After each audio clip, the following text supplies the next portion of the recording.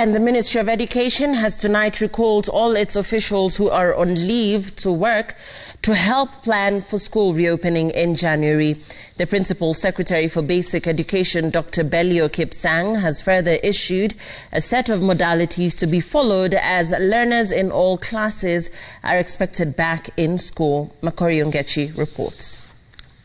Barely 2 weeks to the January 4th full school reopening date, the Ministry of Education is in last-minute efforts to ensure proper resumption of learning across all schools in the country. At the top of its priorities is how the ministry will handle crowded public schools and contain the spread of the novel coronavirus pandemic among learners. In a circular to regional directors of education, county directors of education, and sub-county directors of education, the Principal Secretary for Basic Education, Dr. Belio says, and I quote, "To maximize on the personnel, you are directed to develop synergy with the TSC personnel and together form a strong monitoring and response team. To strengthen the team, all Ministry of Education officials on leave should be recalled and engaged in monitoring the reopening process." Talked about Judea. A raft of modalities of reopening have been listed. Regional directors of education are required to work closely with national government administrative officers,